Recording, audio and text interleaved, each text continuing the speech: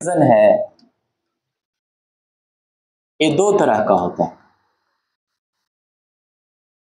Fission is of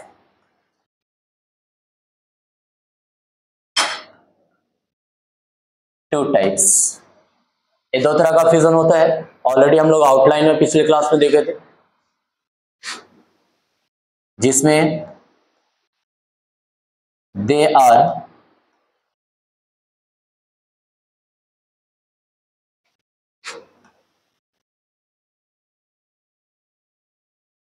binary fission and second is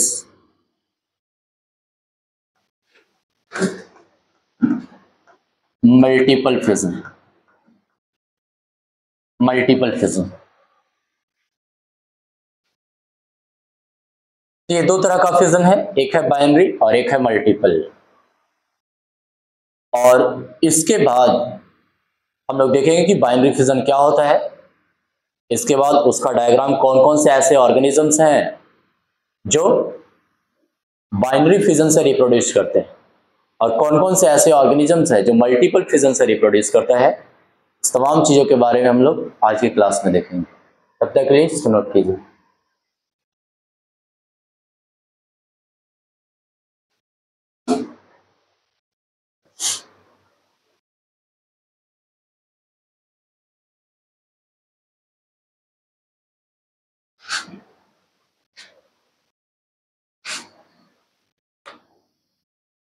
देखिए सबसे पहला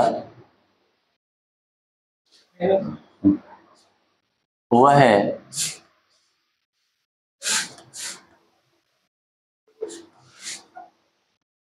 बाइनरी फिजन।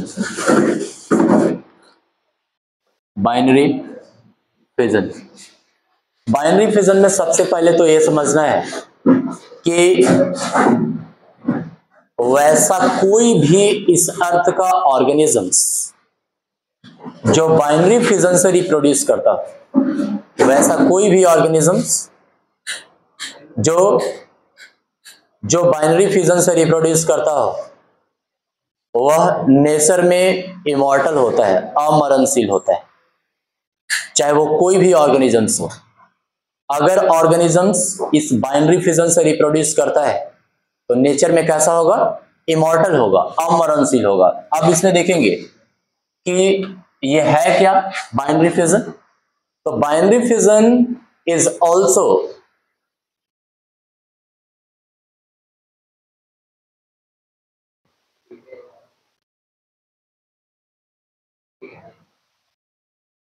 ये जो बाइनरी फिजन है इससे कोई भी ऑर्गेनिजम्स रिप्रोड्यूस करेगा वह नेचर में इमॉर्टल होगा।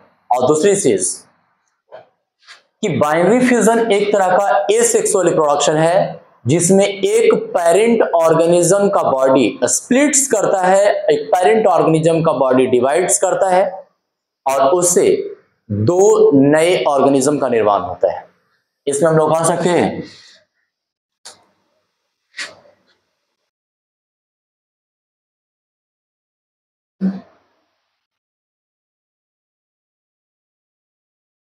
it is a type of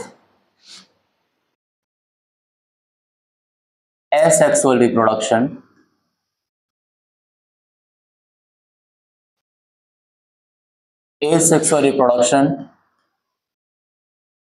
in which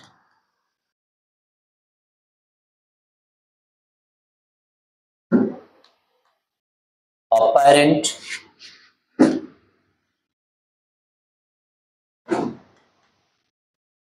organism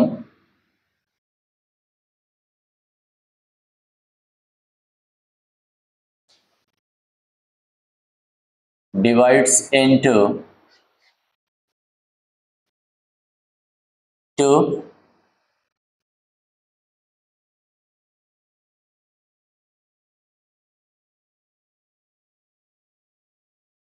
new organisms. क्या है ये, एक तरह का एसेक्सुअल रिप्रोडक्शन जिसमें एक पेरेंट ऑर्गेनिज्म का बॉडी और स्प्लिट्स करता है। स्प्लिट करना का मतलब होता है टूटता है या डिवाइड करता है तो उसे दो नए ऑर्गेनिजम्स बनते। और एक पॉइंट और हमने इसमें बताया आपको कि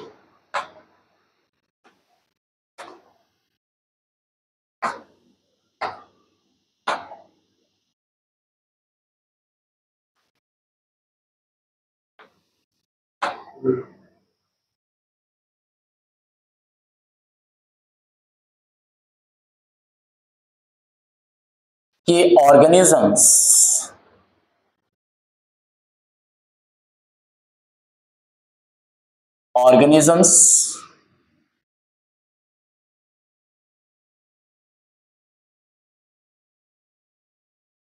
reproducing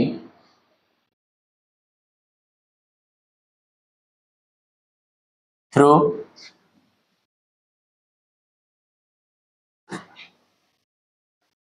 binary fission, organisms reproducing through binary fission are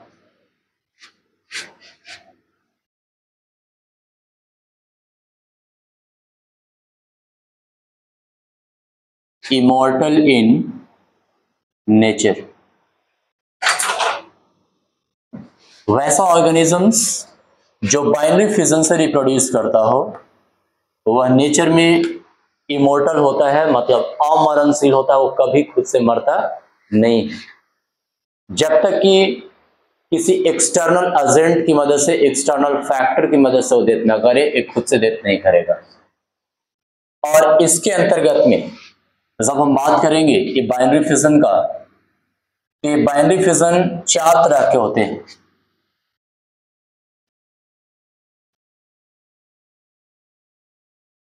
types of binary fission,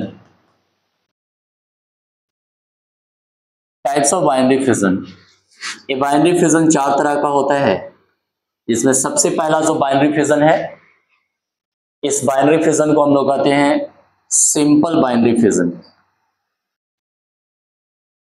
simple binary fission. और इसके अंतर्गत में आता है अमीबा,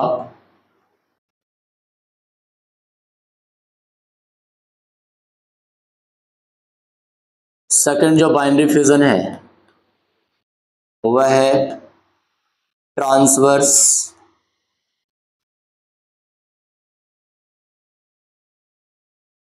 ट्रांसवर्स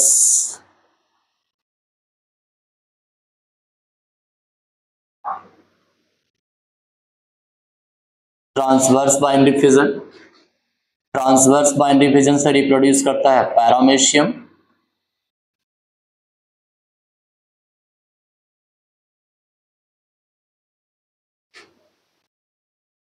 इसके अलावा जो थर्ड नंबर में है वह है लॉन्गिट्यूडनल,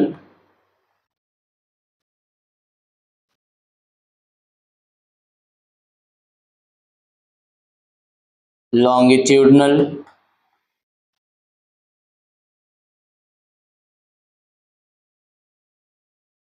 बाइनरी फिजन।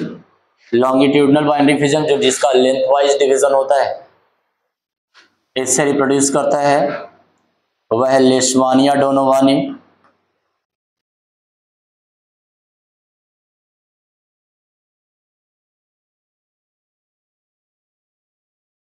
लेशमानिया। और इससे रिप्रोड्यूस करता है ट्रिपैनोसोमा कॉर्डेटम,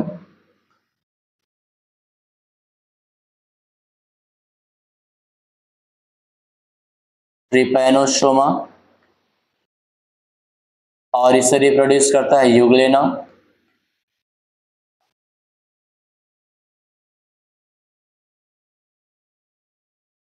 इसके अलावा जो चौथा बाइनरी फिजन है वह है ऑब्लिक, ऑब्लिक बाइनरी फिजन।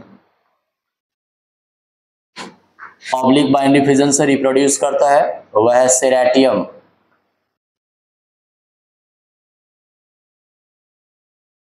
सेरेटियम है। तो these are the four types of binary fission. The first is the simple, that is also known as the irregular binary fission. Second is the transverse. Third is longitudinal. And fourth is the oblique binary fission. और इसके बाद फिर हम लोग diagram से देखेंगे कैसे क्या डिवाइड करता है।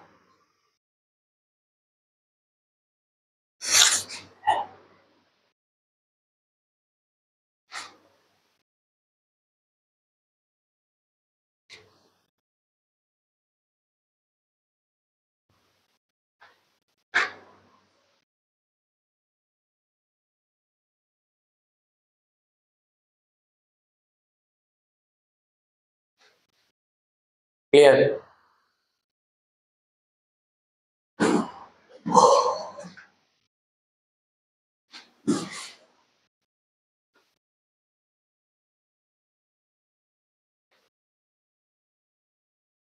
लुक हियर, एक चीज और याद रखना है इसमें कि फिजन से कोई भी ऑर्गेनिजम्स रिप्रोड्यूस करेगा, उस ऑर्गेनिजम्स के बॉडी में सबसे पहले न्यूक्लियस का डिवीजन होता है। अगर फिजन से कोई भी ऑर्गेनिजम्स रिप्रोड्यूस करता है तो सबसे पहले उस ऑर्गेनिजम्स के बॉडी में न्यूक्लियस का डिवीजन होता है। आप क्लास 9 में पढ़े होंगे कि स्टडी ऑफ न्यूक्लियस को हम लोग कैरियोलॉजी के नाम से जानते हैं। तो सबसे पहले इन ऑर्गेनिजम्स के बॉडी में न्यूक्लियस का डिवीजन होता है और डिवीजन ऑफ न्यूक्लियस को हम लोग कहते हैं कैरियोकाइनेसिस। जब न्यूक्लियस का डिवीजन हो जाता है इसके बाद साइटोप्लाज्मिक डिवीजन होता है, मतलब साइटोप्लाज्म का डिवीजन होगा और डिवीजन ऑफ साइटोप्लाज्म को हम लोग कहते हैं साइटोकाइनेसिस। देखिए लोग सबसे पहले देखते हैं अमीबा का।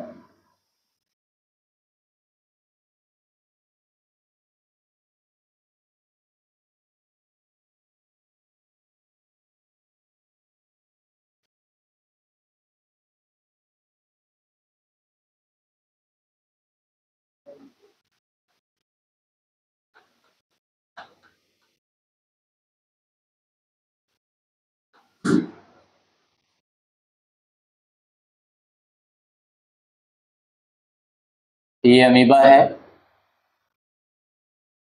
ये अमीबा का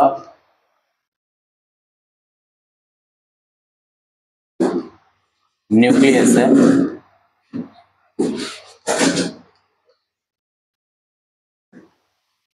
ये इसका साइटोप्लाज्म है and this is the parent amoeba. See what happens, firstly the nucleus divides, means nucleus form the spindle formation। यहाँ पे सबसे पहले जब भी कोई अगर लेंथन करेगा तो वो न्यूक्लियस लेंथन करता है।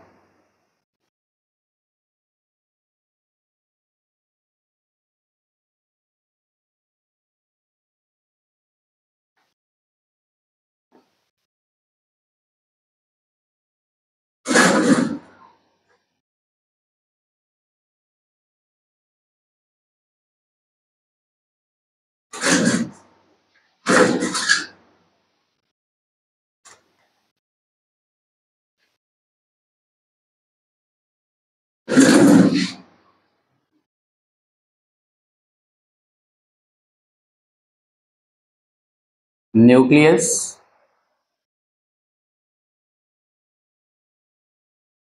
लेंथन्स। इसके बाद क्या होता है,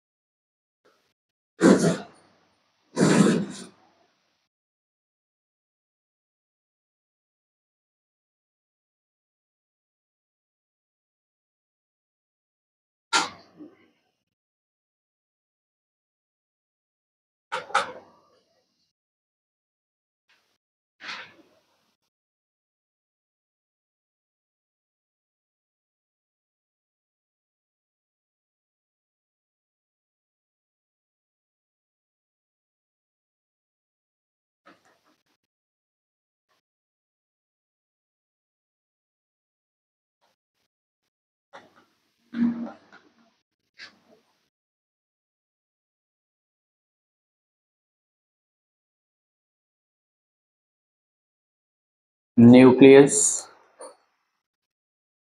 divides into two parts. इसके बाद फिर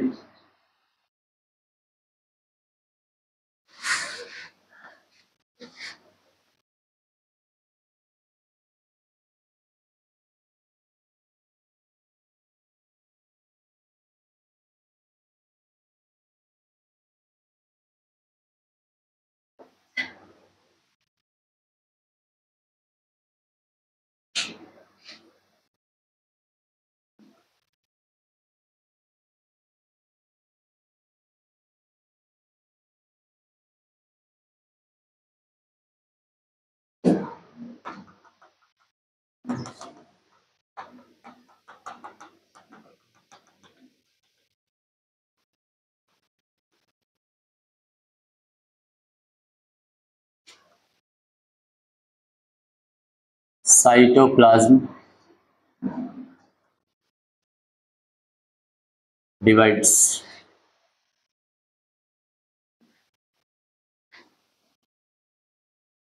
and after that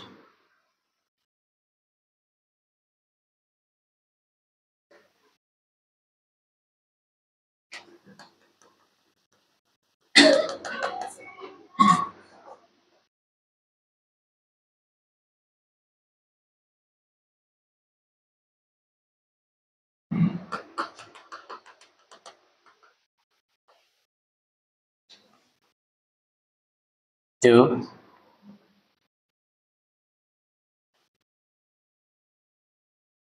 daughter cells.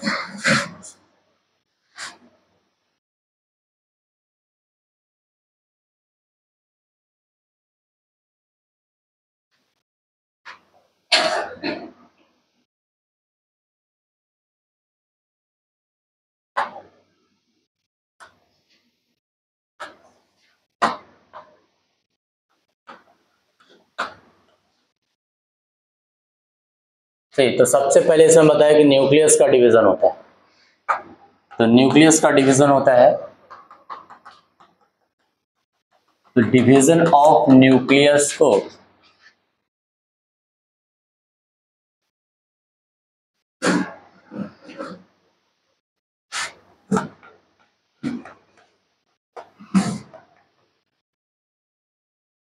Division of nucleus को हम लोग कहते हैं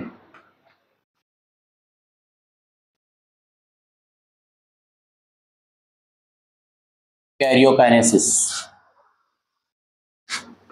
इसके बाद साइटोप्लाज्म का डिवीजन होता है, और डिवीजन ऑफ साइटोप्लाज्म को साइटोकाइनेसिस कहते हैं। And this is the diagram of the binary fusion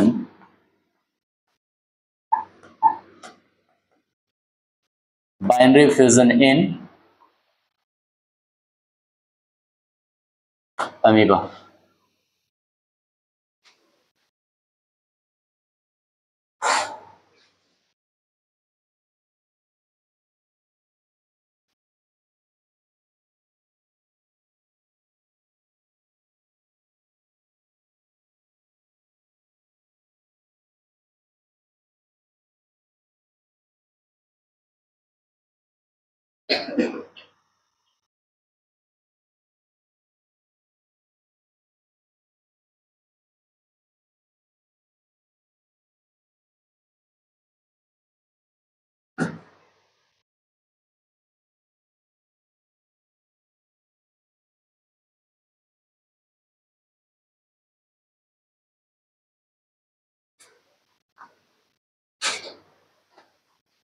Finished.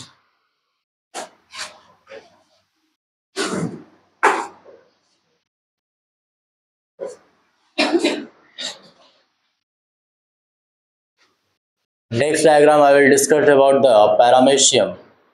See, paramecium is the sleeper shaped structure. Paramecium slipper shift structure, और चप्पल का जो सोल होता है उस तरह का इसका स्ट्रक्चर होता है। और ये यूनिसेलुलर प्रोटोजोआ है, उसमें हम लोग देखेंगे कि कैसे इसका डिवीजन होता है। पैरामीशियम का देखेंगे, ये सब अभी बाइनरी फ्यूजन में ही चल रहा है।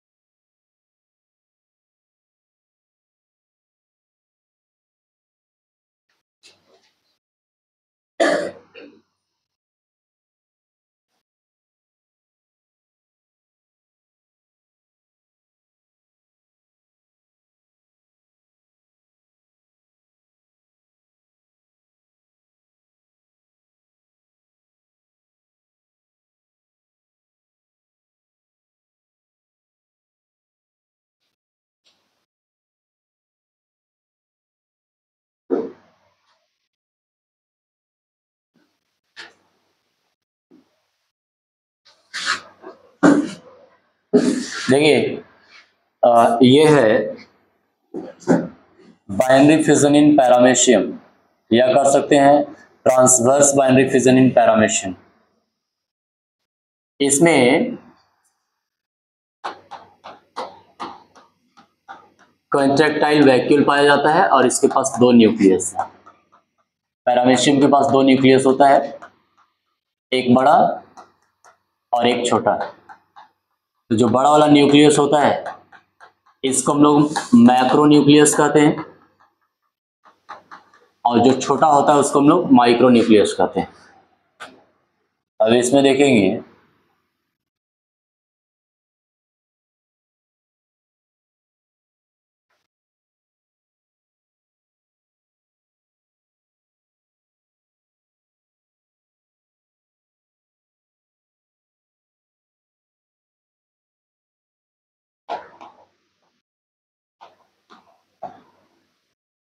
जैसे ये जो दिखाई पड़ रहा है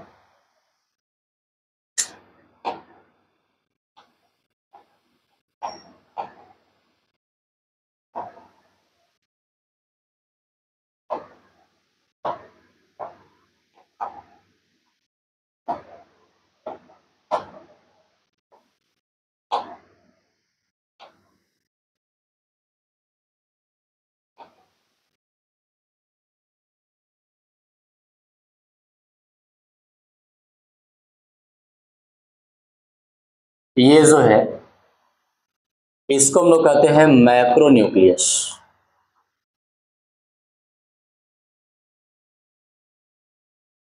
ये मैक्रो न्यूक्लियस है और यह शो करता है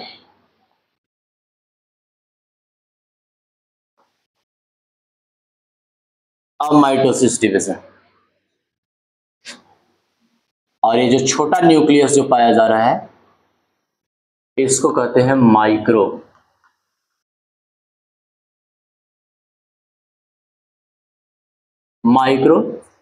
न्यूक्लियस।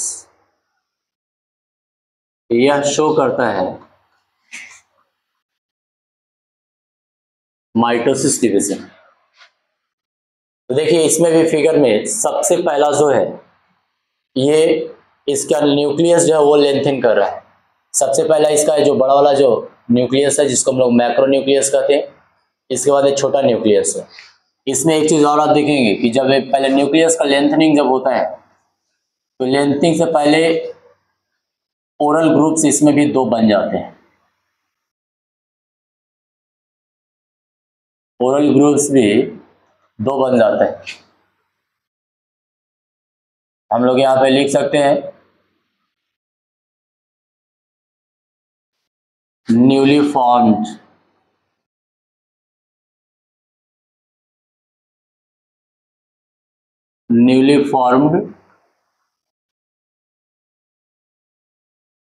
Oral groups.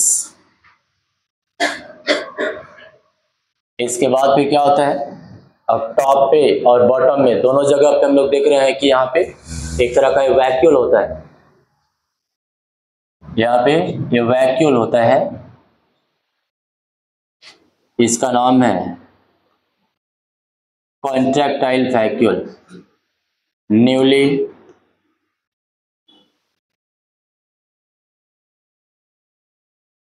फॉर्म्ड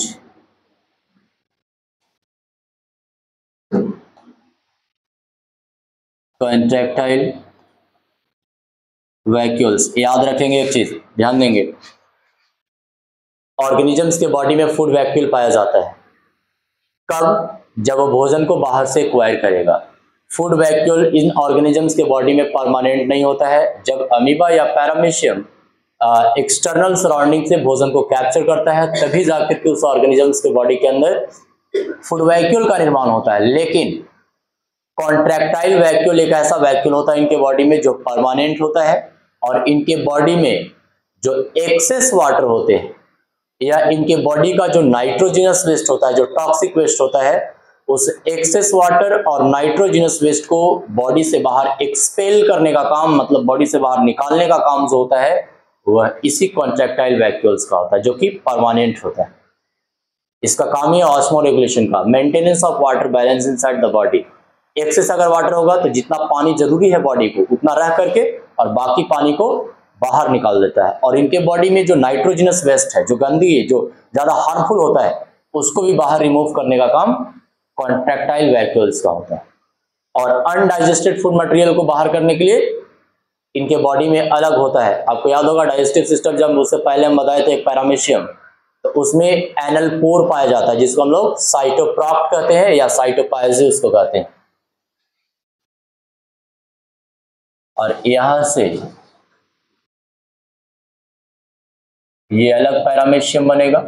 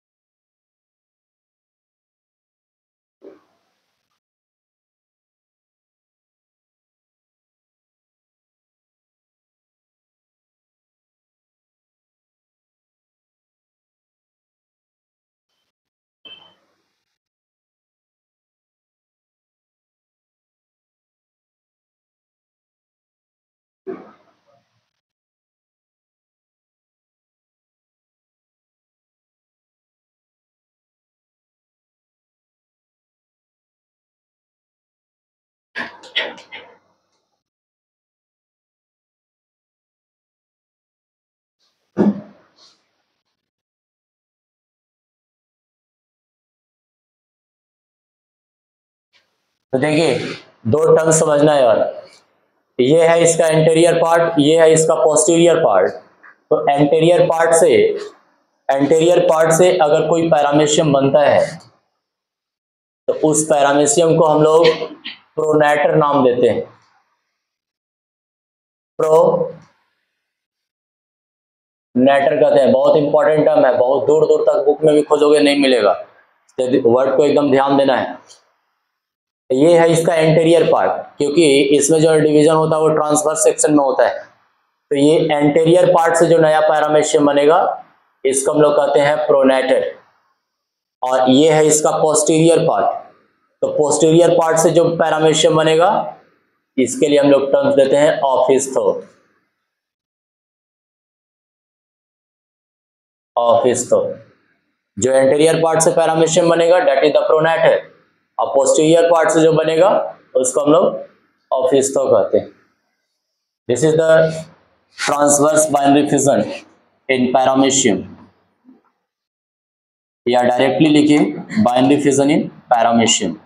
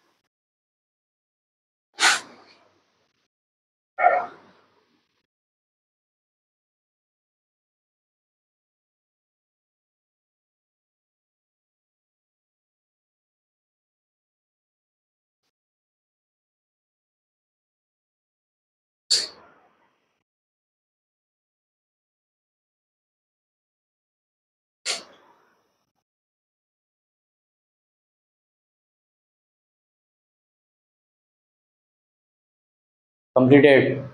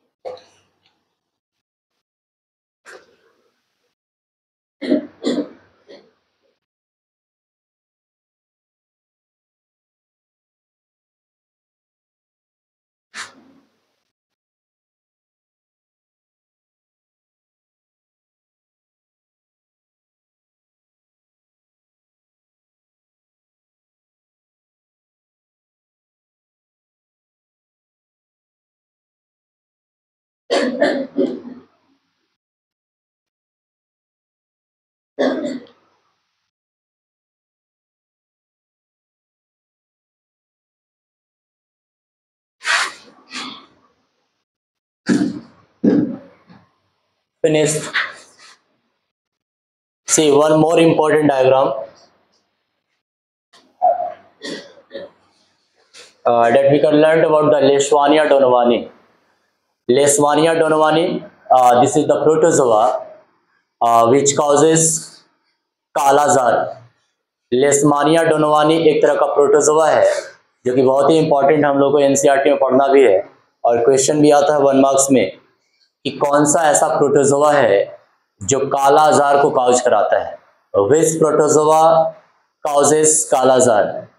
तो आंसर होगा लेस्मानिया डोनोवानी. उसका नाम है, कंप्लीट नाम है लेस्मानिया डोनोवानी, लेकिन हम लोग शॉर्ट में उसको लेस्मानिया भी पढ़ सकते हैं. कैसे डिवीजन होता है? तो लेंथ वाइज डिवीजन होता है, मतलब लॉन्गिट्यूडनल बाइनरी फिजन से रिप्रोड्यूस करता है. आइए हम लोग सबसे पहले इसका देखते हैं, diagram sketching.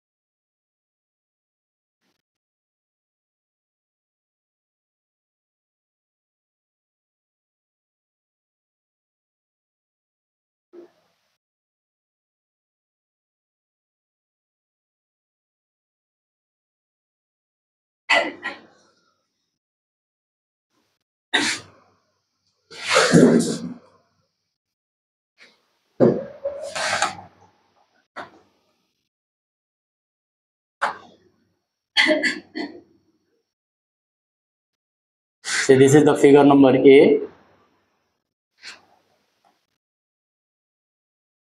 B, C. Yeah.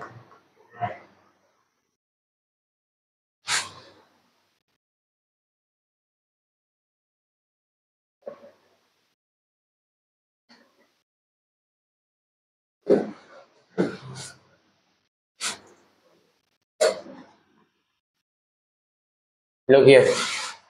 This is very important diagram. Leishmania-Donovani. This is the parent cell.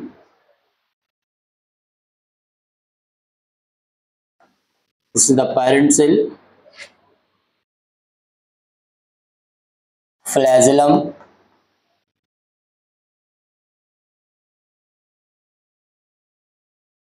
Flagellum.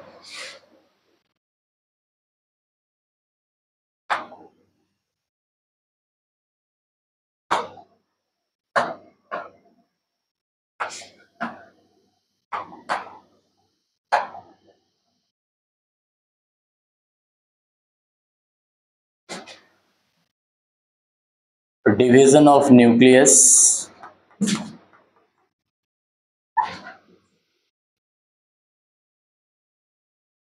Nucleus.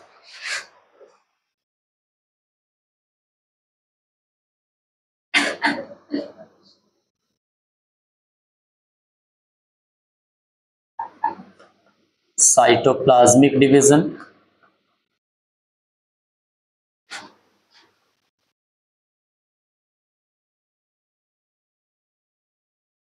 Two outer cells.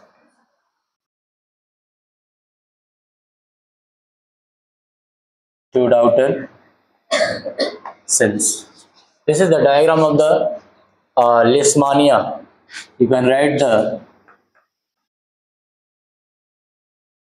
binary fission in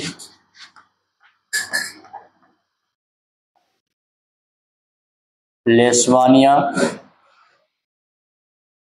which causes the Kala Jar. And this is the protozoa. This is the protozoa, which causes the Kala Jar. Note it down.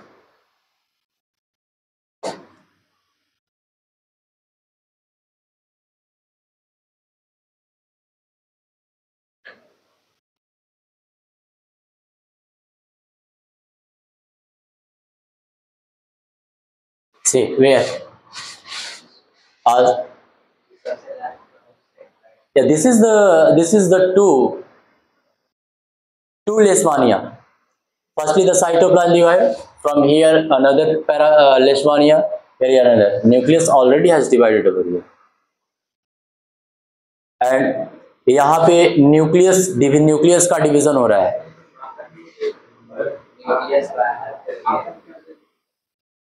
Oh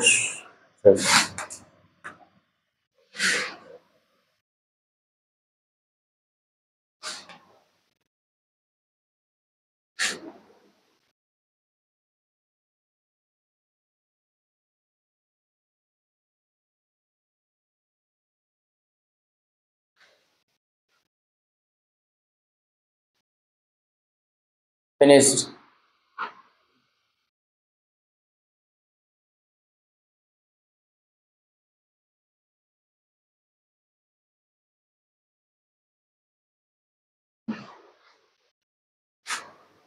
one more topic.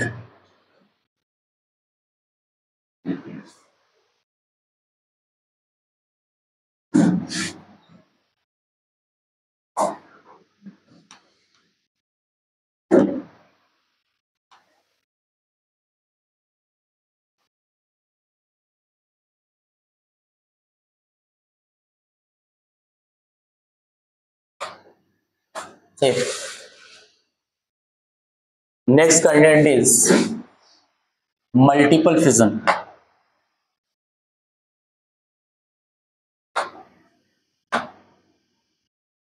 Multiple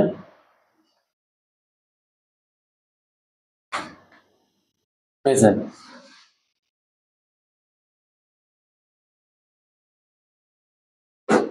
multiple fission. Multiple means many. Cell divides many times.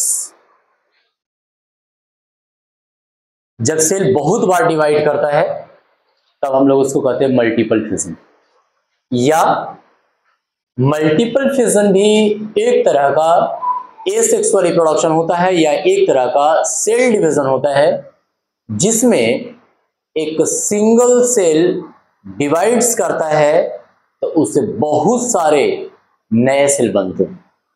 Binary fission में हम लोगों ने देखा कि इसमें एक parent organism का body splits करता है तो दो नए ऑर्गेनिजम्स बनते हैं. लेकिन in case of the multiple fission one parent organism splits to form many new organisms, and this happens in Plasmodium vivax, which is the parasite of the malaria. Next is the monocystis, and third is the amoeba. Amoeba also reproduces by multiple fission, but there is the condition. The condition is that in the advanced condition, amoeba reproduces by multiple fission by forming the 3-layer cyst. 3-layer cyst का निर्माण करता है. उसको भी हम लोग figure से देखेंगे. लेकिन इसमें ध्यान में ये रखना सबसे पहले ये मल्टीपल फ्यूजन है क्या. तो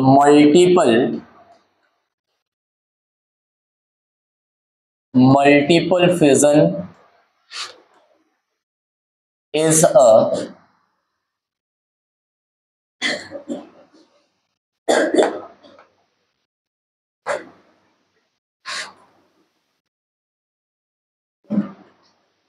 cell division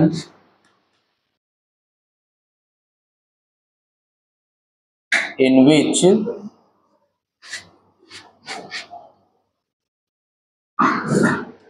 a single cell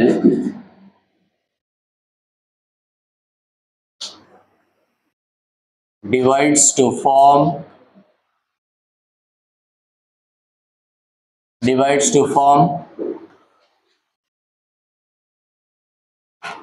many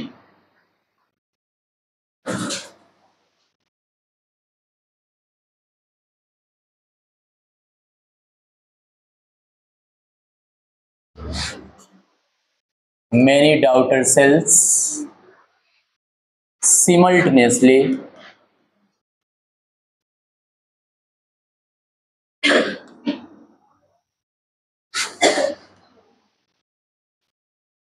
cementlessly inside a protective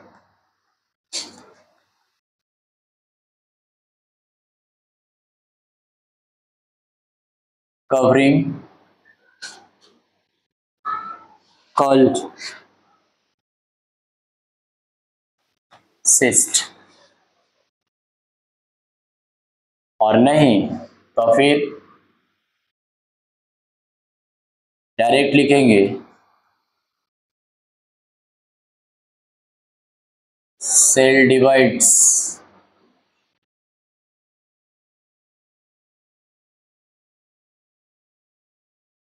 many times.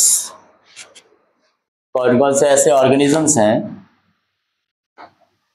जो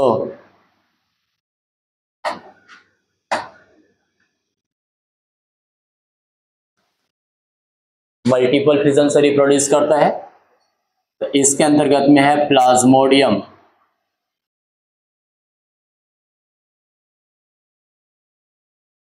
प्लाज्मोडियम है। क्या है प्लाज्मोडियम?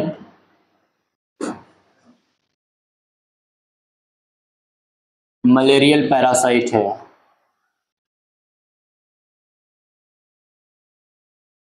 और क्या होगा? मोनोसिस्टिस।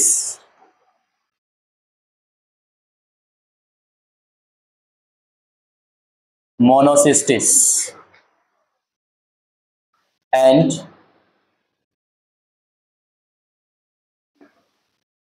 अमीबा। लेकिन इसके लिए कंडीशन होता है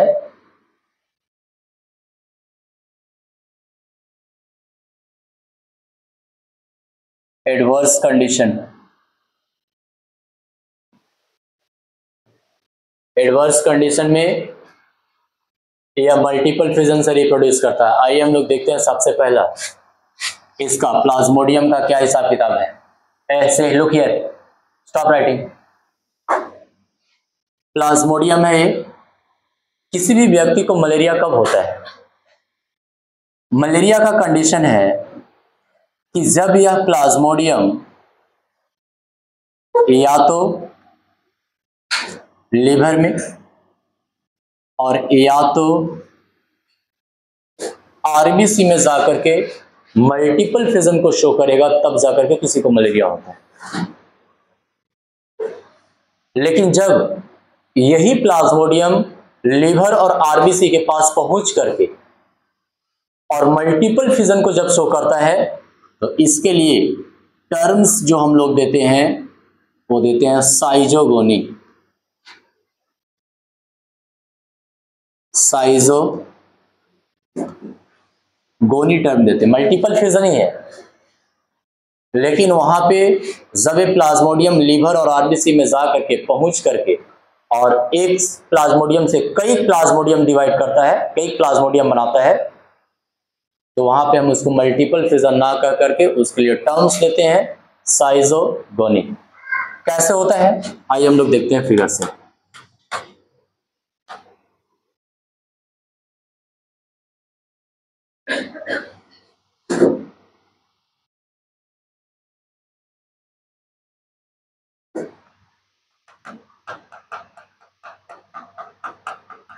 See, this is the cyst.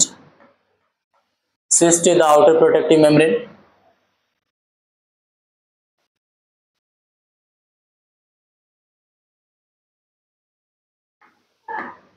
This is the cell membrane. This is the nucleus. Plasmodium.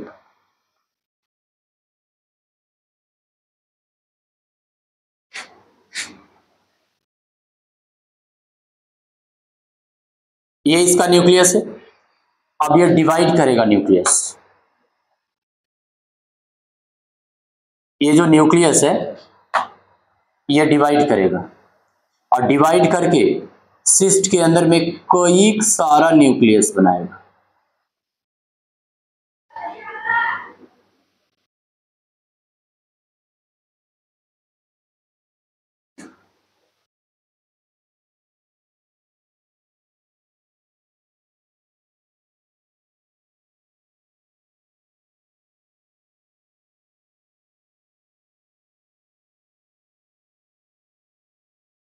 कई सारा न्यूक्लियस बनाएगा।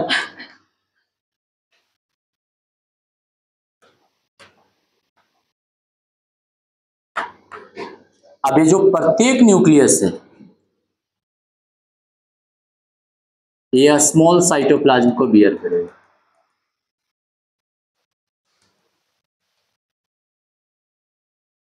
इस न्यूक्लियस के बाहर में ये साइटोप्लाज्म,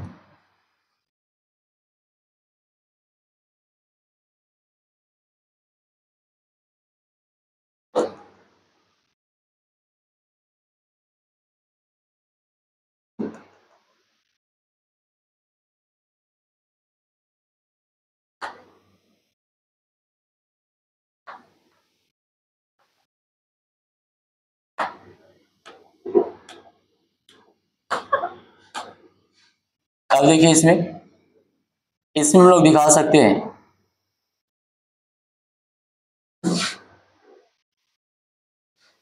many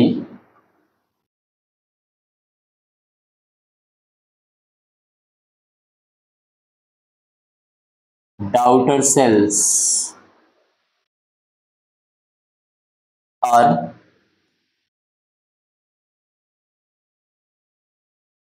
formed by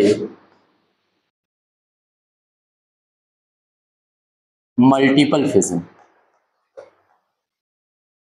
इसके बाद जैसे ही इसका सिस्ट का वॉल रैप्चर करता है, जैसे ही इसका सिस्ट का वॉल रैप्चर करेगा मतलब ये टूटेगा प्रोटेक्टिव मेम्ब्रेन,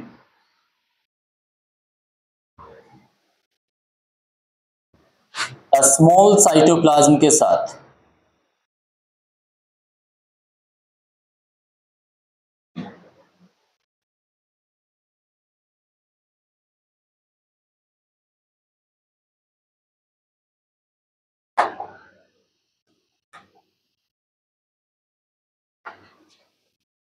ये सारे के सारे जो प्लाज्मोडियम है ये बाहर निकलेंगे, और जैसे ही ये बाहर निकलेगा ये तुरंत लीवर और आरबीसी के ऊपर अटैक करेगा। और जब लीवर और आरबीसी के ऊपर जब ये अटैक करता है तब जाकर के मलेरिया होता है।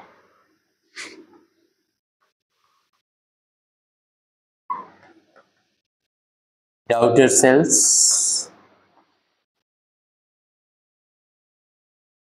रिलीज्ड, इसको हम लोग इसको या तो सिस्ट वॉल कहते हैं और नहीं तो इसको साइजेंट वॉल कहा जाता है। साइजेंट वॉल कहते हैं। तो ये प्लाज्मोडियम का डायग्राम है कि प्लाज्मोडियम जब लिवर और आरबीसी में पहुंचेगा तो वहां पे मल्टीपल फिजन शो करेगा। जब वो मल्टीपल फिजन शो करता है तो उसको मल्टीपल फिजन वहां पे ना कह करके उसके लिए टर्म्स हम लोग अलग देते हैं जिसको कहा जाता है साइजोगोनी। और ये प्लाज्मोडियम है, यही जब ब्लड के साथ सर्कुलेट होकर के वहां पे पहुंचेगा तो जाकर के मल्टीपल फिजन शो करता है, मतलब एक प्लाज्मोडियम से कई प्लाज्मोडियम बनाएगा और प्रत्येक प्लाज्मोडियम स्मॉल साइटोप्लाज्म को बियर करता है।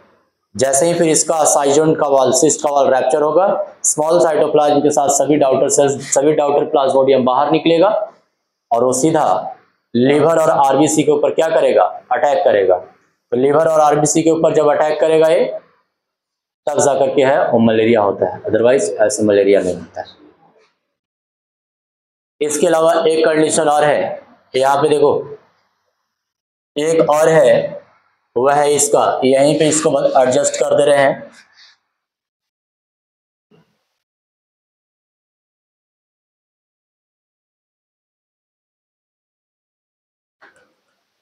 ये अमीबा है और अमीबा हम बात कर रहे थे कि अनफेवरेबल क्लाइमेटिक कंडीशन में जब रिप्रोड्यूस करता है तो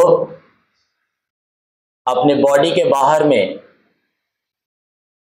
यह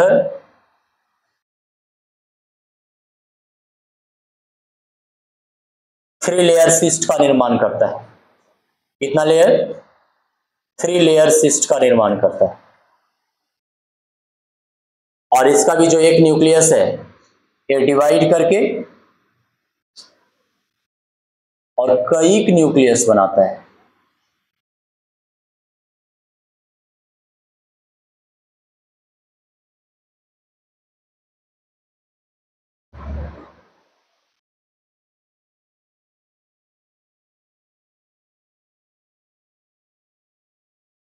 कई न्यूक्लियस बनाता है।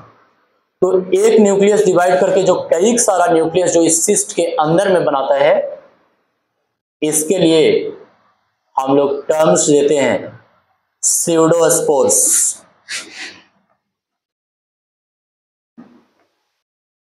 स्यूडोस्पोर्स।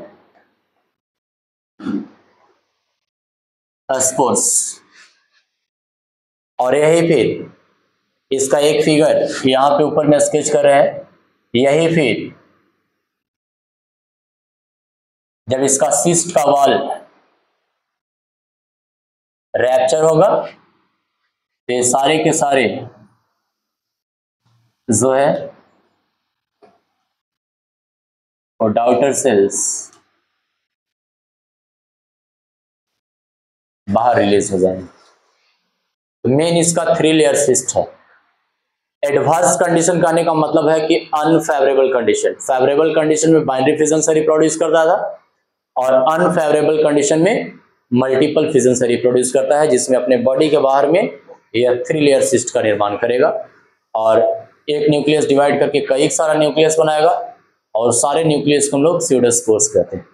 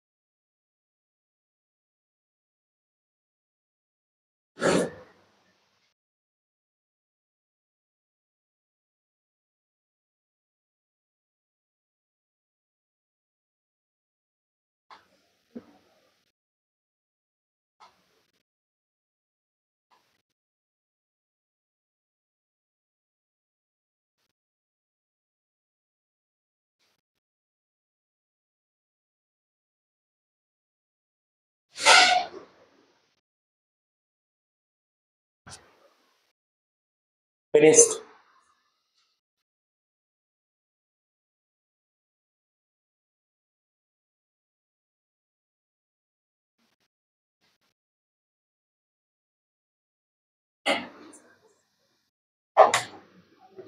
Say last content. I will not make the diagram. I will make it the last diagram.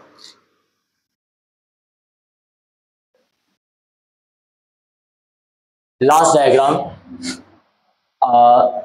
Next topic is budding. Next topic is budding. I will give you the theory. I will not make the diagram. Budding is also a method of asexual reproduction.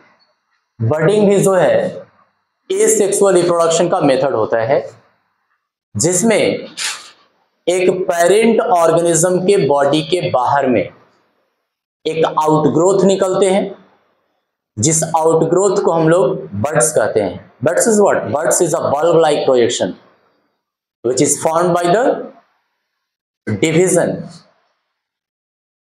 और ये जब इस birds में repeated cell division होता है तो उस birds का मैच्योरिटी आती है, बर्ड्स धीरे धीरे मैच्योर्ड होते जाता है, बड़ा होते जाता है और अपने पेरेंट्स के बॉडी से डिटैच करके, मतलब डिटैच हो जाना का मतलब होता है सेपरेट हो जाना, और सेपरेट हो करके पुनः एक नया इंडिपेंडेंट ऑर्गेनिजम्स का निर्माण करता है. और ये जो बडिंग्स है, ये बडिंग दो तरह का होता है. बडिंग्स जो है ये दो तरह का होता है.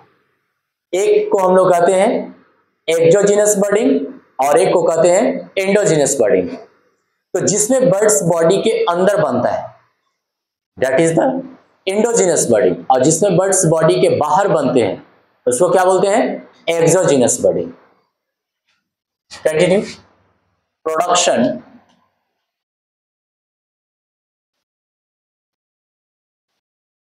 Production of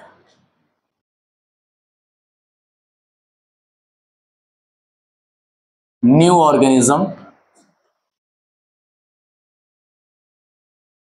from the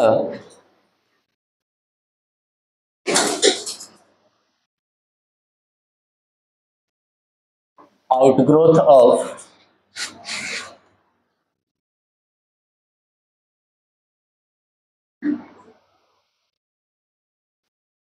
parent organism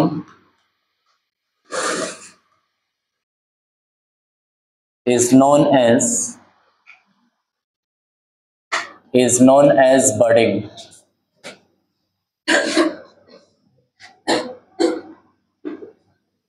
Budding is of two types.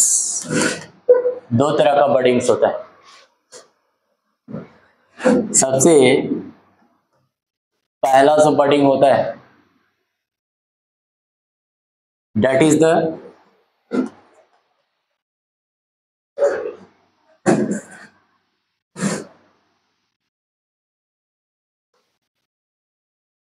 endogenous budding. endogenous budding क्या है? endogenous, इंडो का मतलब होता है अंदर, जिसमें बर्ड्स बॉडी के अंदर बनता है।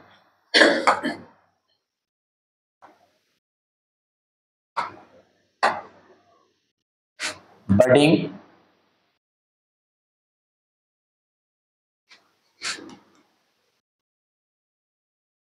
inside the बॉडी, जिसमें बर्ड्स बॉडी के अंदर बनता है उसको हम लोग बोलते हैं endogenous budding. What is more common example of the endogenous bird? Example is Spongilla. इसका एग्जांपल है स्पॉन्जिला। आइए हम लोग देखते हैं फिगर में कैसा होता है स्पॉन्जिला।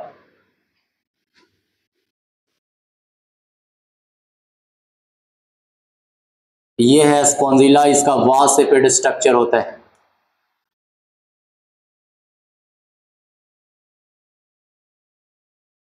वासेपिड स्ट्रक्चर इसमें यही है स्पॉन्जिला।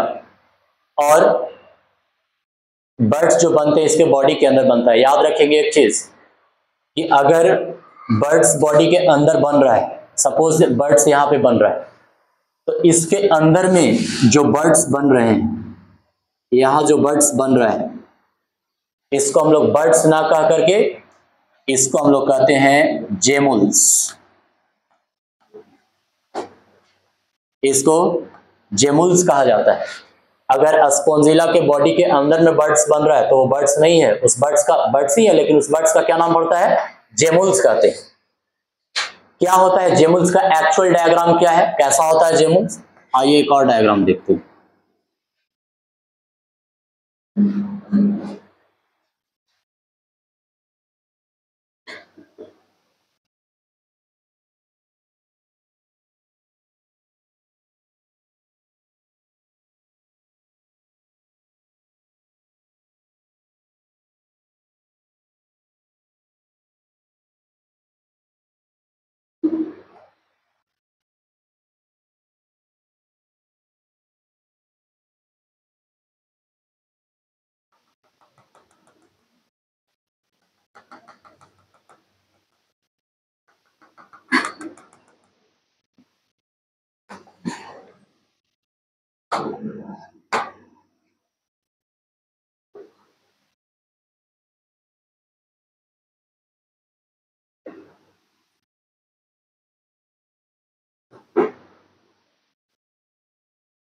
एक्चुअल में जेमुल्स ये है, जेमुल्स का ये डायग्राम है।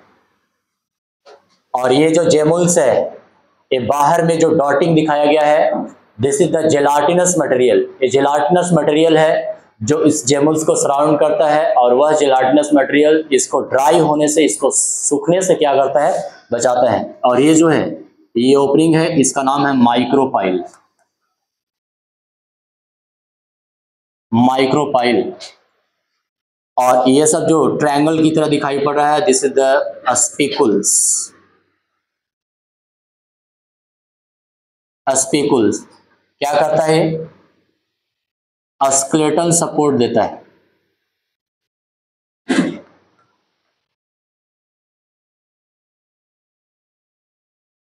स्केलेटल सपोर्ट, और ये सब जो है ये जेलाटिनस मटेरियल है।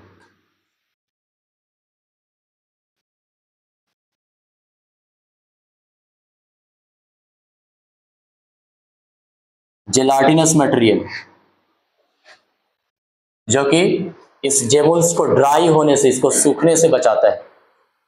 और इसके अंदर में जो दिखाई पड़ रहे इतने सारे सेल्स, इस तमाम सेल्स को हम लोग आर्चियोसाइट्स कहते हैं।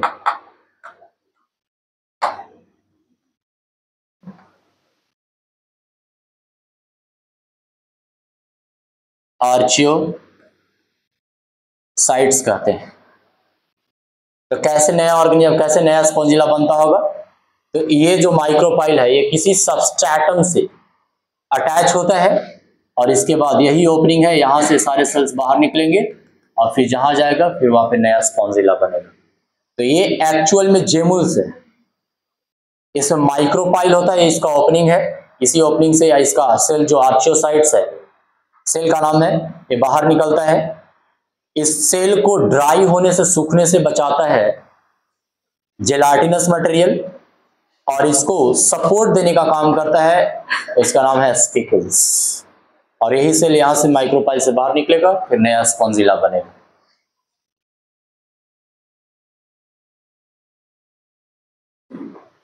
फिनिश्ड, या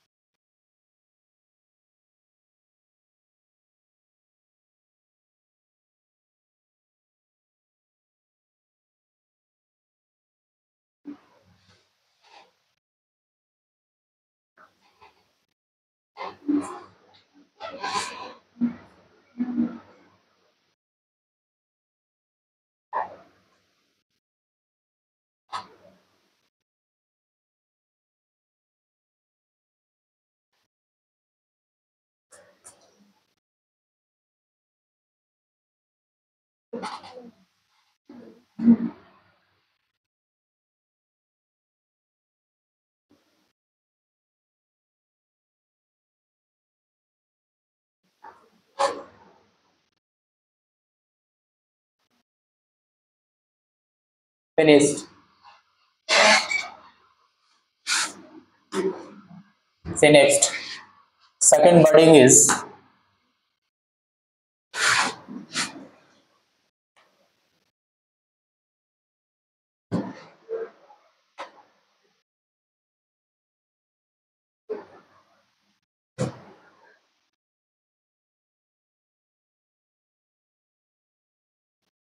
next is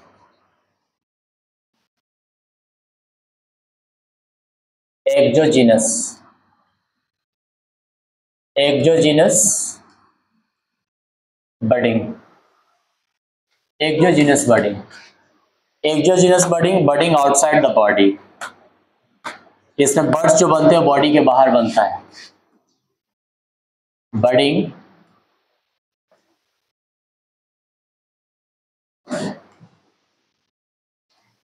outside the body। कौन कौन से ऐसे ऑर्गेनिजम्स है जिसमें बर्ड्स बॉडी के बाहर बनता है? तो बॉडी के बाहर जो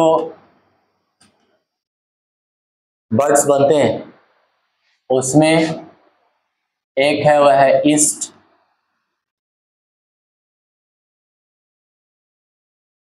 and hydra. East and hydra. आइए डायग्राम स्केच करते हैं। I leave it, live okay, note down it. इसको बस लिखिए।